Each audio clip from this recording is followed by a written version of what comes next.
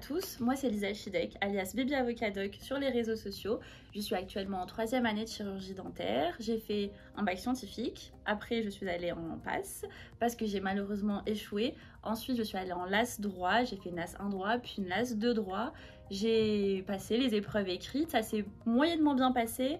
C'était correct, mais pas assez pour que je sois grande admise en dentaire. C'était vraiment mon rêve, c'était la filière que je voulais avoir, sachant qu'en plus c'est une filière qui est quand même assez compliquée à avoir. Et ensuite est venu le moment de passer l'épreuve tant redoutée de l'oral, l'oral terminal, qui est l'oral de la dernière chance. Ça a été très compliqué parce qu'on n'avait pas de support, les ressources étaient quand même limitées, c'était la réforme. La réforme date d'il y a très peu de temps, donc en fait il n'y avait aucun manuel. Pas même un tout petit livre au fin fond d'une librairie, ce qui fait que ça a été très laborieux. Je me suis inspirée un petit peu des techniques d'analyse d'articles scientifiques, mais aussi juridiques, parce que comme j'étais en LAS droit, j'avais cette chance de pouvoir un petit peu mêler les deux en m'inspirant notamment des cas pratiques ou des méthodes de dissertation, ce qui fait que j'ai fait un petit mix. Ça a plutôt bien marché puisque j'ai eu 19 et que je suis remontée en fait dans le classement de manière un petit peu... de manière très particulière parce que j'étais 150e avant l'oral et puis après l'oral j'ai été acceptée parmi les 13 vu qu'on avait 13 places pour dentaire. Donc je suis plutôt contente et c'est ce qui m'a motivée aussi à faire ce livre parce que je me suis lancée sur les réseaux sociaux, ce qui justifie mon pseudo Baby Avocadoc. Avocadoc parce que j'étais en LAS droit et au moment où j'ai lancé mon compte j'étais en stage en cabinet d'avocat et j'étais en droit et puis ensuite j'étais acceptée en études de dentaire, ce qui justifie le doc. Et je me suis rendu compte que rien n'avait changé en fait, absolument rien. Il n'y avait toujours pas de manuel, les ressources disponibles étaient très limitées et les étudiants galéraient autant que moi j'avais galéré à l'époque malheureusement. Et donc je me suis dit autant partager les corrigés et les sujets que j'avais moi-même fait et qui m'avaient permis d'avoir cette bonne note avec les étudiants qui m'envoyaient des messages en fait sur les réseaux sociaux.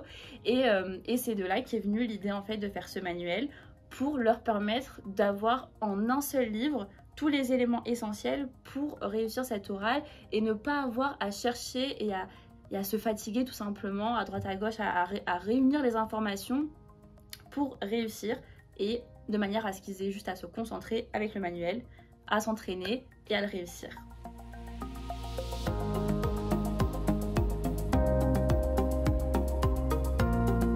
Ah bah ça c'est énormissime.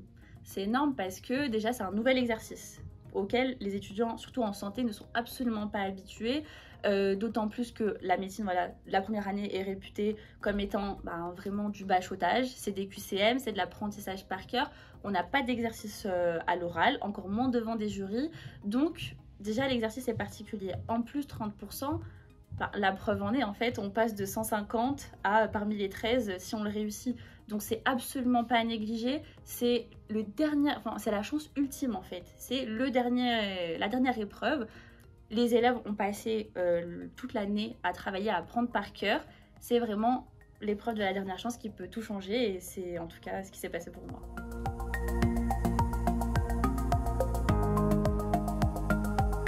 Il y a deux compétences principales, il y a deux épreuves. La première épreuve, c'est l'intelligence émotionnelle. Et en fait, ce qui était reproché à la PACES à l'époque, c'était d'avoir des élèves qui étaient très brillants, qui avaient une capacité d'apprentissage énorme, mais qui, d'un point de vue empathie, n'étaient pas forcément très compétents. Et on cherche à avoir des médecins de plus en plus axés sur l'empathie et sur la prise en compte de l'autre. Et donc c'est pour ça que cette épreuve a été créée. Donc ça c'est la première épreuve et l'épreuve d'intelligence de raisonnement qui en fait consiste en l'analyse d'articles qui permet en fait de voir au juré, d'évaluer la capacité qu'a l'élève à réfléchir d'une manière différente que, que dans les QCM et l'apprentissage par cœur.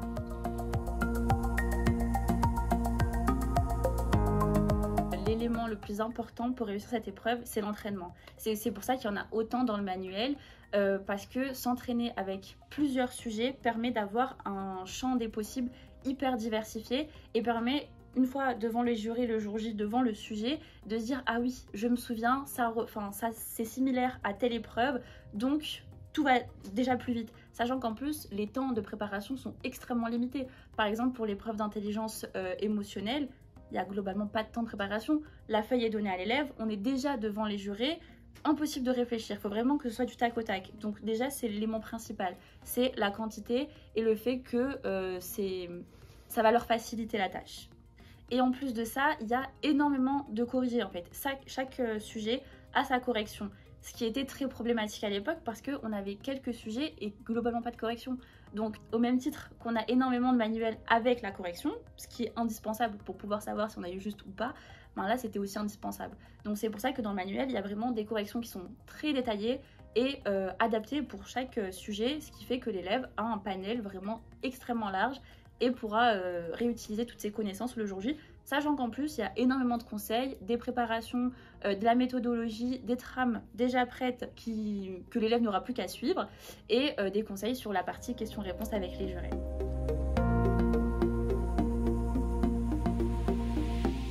Pour moi, ce qui a fait que j'ai vraiment une bonne note, c'est que je me suis énormément entraînée.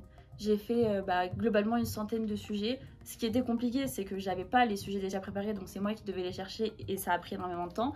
Donc ça, c'est la première des choses.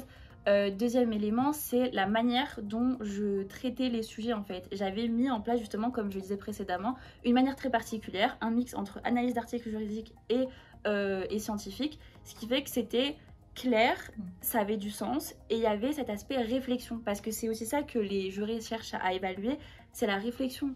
On sait que vous savez apprendre, si vous en êtes arrivé là, c'est que vous avez eu la capacité d'apprendre beaucoup de cours. Ok, maintenant ils veulent voir si vous savez réfléchir et si vous avez de l'empathie. J'espère que ça va leur faire réussir leur année et qu'ils vont arriver là où moi je voulais être et finalement là où je suis. Et tout ça pour leur dire que jusqu'à la fin, jusqu'à la dernière épreuve, jusqu'au dernier jour, il faut surtout pas lâcher l'affaire. Il faut, en fait, le concours de médecine, la chose la plus compliquée, c'est de rester motivé. C'est-à-dire que vous avez les capacités d'apprendre, mais ce qui va faire la différence entre celui qui va réussir et celui qui ne va pas réussir, c'est votre capacité à rester motivé du début jusqu'à la fin. Donc en fait, jusqu'au dernier jour, moi ce que je veux leur dire, c'est que jusqu'au dernier jour, il faut pas lâcher l'affaire, il faut s'entraîner au maximum et pour peu que vous ayez fait un entraînement la veille et que comme par hasard il tombe le lendemain, vous aurez tout gagné. Donc voilà, si moi je l'ai fait, tout le monde peut le faire.